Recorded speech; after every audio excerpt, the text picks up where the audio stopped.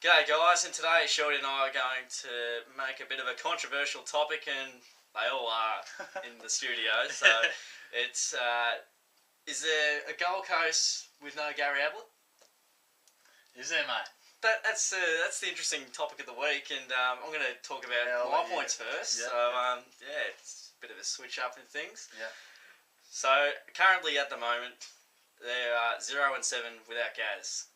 That's pretty alarming, I think, already.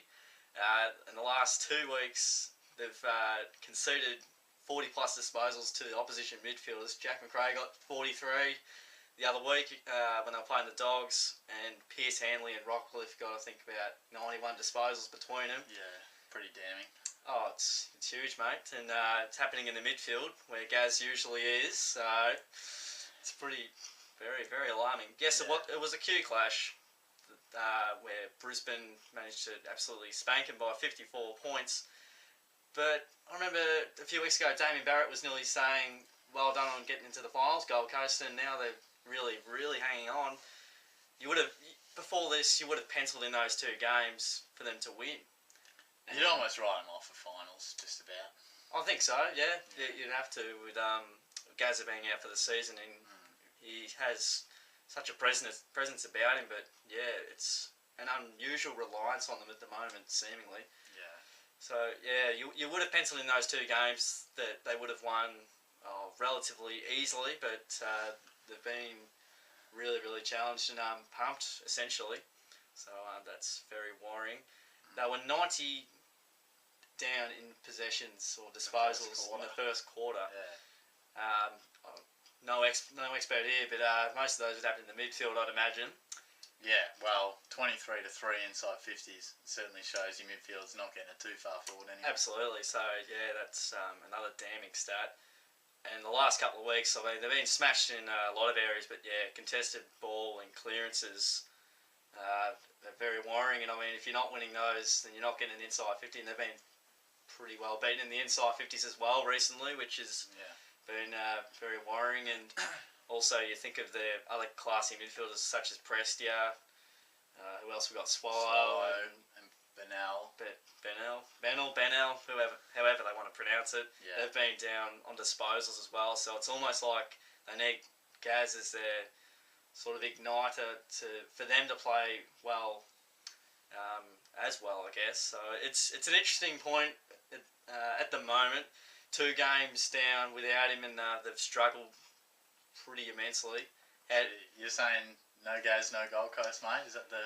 Well, at this point in time, yes, I am. But I mean, I think the proof will be in the pudding over the next few weeks. So yeah, I think they're nearly useless without him at this point in time. But we'll move on to you, mate. What have you got for us? Yeah, they're valid points. They're pretty valid points. I think to say from 2 matches, I think it's a little simplistic. A lot of people are sort of saying, oh, they're 0-7. As far as I think, they're 0-2 with Gaz. I mean, the other 5, let's be honest. What's going on here, mate? They weren't that good. I mean, you could take anyone out and they'd probably lose. I mean, they were a much poorer side. This is the first year that they're genuinely decent, and we expect them to go without Gaz. And no doubt they are really struggling. They did hit the front against the Dogs in the last quarter at Kazali Stadium. That wasn't a bad performance. The terrible one was yesterday, and that was abysmal, no doubt. And the guys you mentioned in the midfield, that's spot on. It's sort of a domino effect. I think Prestia, 1 to 16 rounds, was averaging 28, Swallow 25, and Benell 21. Yeah. They've all dropped 5 or 6. Prestia's only averaging 22 in the last couple of weeks and that. And there's no doubt they're struggling, but I think it's a bit too extreme to say no Gaz, no Gold Coast. You take anyone's best player out, let alone the best player in the league, let alone arguably the best player of all time. You take Selwood out of us, we're going to struggle. You take Rance and Marriage out of Richmond early on, they really struggle. Playing better footy now. Port Adelaide look amazing early. You take Trengove and Carlisle out, they're struggling now. Fair enough. Yeah. That's my view. I mean, I don't think no Gaz, no Gold Coast. Certainly they're playing poor, and they are struggling to adapt without him. And you mentioned the presence of Ablett. It's a pretty good point. We talk about Shane Mumford, who's another player who's really made the Giants play well. Yep. And people talk about how not only is he such a good footballer, but he makes his midfielders stand taller, if you like. And I think what the Suns are struggling with at the moment is when they walk out on the ground, they don't have a clear leader. Yeah. Not only is Prestia now getting the number 1 tag and the flow-on effect from that, but they don't look to someone and go, well, I know Gaz is going to, he's there for me, he's got us covered. It's a bit of a reliance that they've had for so long. Definitely, yeah. And I think they need to adapt to that. You see, Mark Murphy struggled with the tag for a long time, and Jack Stevens dealing with that now. It's almost like a full team deal with the tag. They've got to deal without Ablett now, and they're struggling to adapt to that. Brisbane was just abysmal. That's a terrible performance, like Guy McKenna said.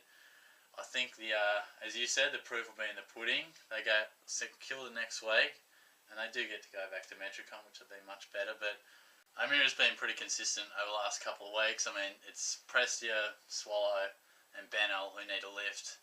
Their impact has been non-existent of late over the last couple of weeks. So the onus is on them. They need a lift and deal with the fact that Ablett isn't there anymore, who they have relied on for so long. He's not there. So big match against the Saints and a couple of big ones too, but to come up, I think Carlton and then Port Adelaide. So it'll be interesting. Not prepared to say that they are just hopeless without Ablett yet.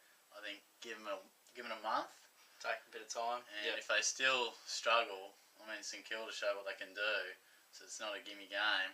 No, then the alarm bells might sound, but I'm not totally into the theory of no Gold Coast just yet. Yeah, sticking by for a bit, but should they have won that game? Well, in general, should they have won? I mean, Brisbane are nearly a wooden spooner and pretty deplorable performance. Yeah, there's no excusing that performance. That was terrible. I mean, some of the highlights I've seen, they were witches' hats. Zach Smith. Yeah. Did you want to talk about that? Yeah, well, the Zach Smith moment in the first quarter, we saw it on the AFL website. I saw it on the Sunday Footy Show. You can have a look for yourself. But when Lewis Taylor kicks a goal, he virtually just stops. I mean, there's no intent. He probably wasn't going to stop the goal, but that was probably the mindset. He thought, well, I'm not going to stop it, so I'm not going to try. And that was probably reflective of the whole Gold Coast. Of the way they played. Yeah, exactly.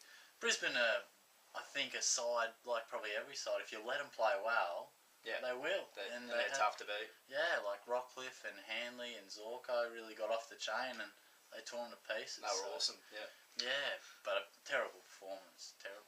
Yeah, well, there's St Kilda and Fremantle as well, and that's unexcusable from Fremantle, but when it's happened twice in a row, you sort of err on the side of caution a little bit, but next 2 weeks will tell a big tale, that's for sure. So, and I think you can say with the Dockers, with a fair bit of confidence, they'll bounce back. Yeah, Gold Coast. Can't really say that with the Suns. You never know. But it's still a 50-50 sort of ball. Yeah, time will tell. That's it for will. Sure. Yeah, it will. Alright, so those are some thoughts from Shorty and myself on no Gary Ablett, no Gold Coast. Well, you tell us in the description, not in the description, maybe tell us in the comments what you think, if, Gold Coast actually exists without him. Yeah, like the video if you enjoyed it, and don't forget to subscribe to us for more videos each week and to keep updated. And follow us on Twitter, got the links in the description below as well. Thanks heaps for sticking around, and we'll see you guys all soon.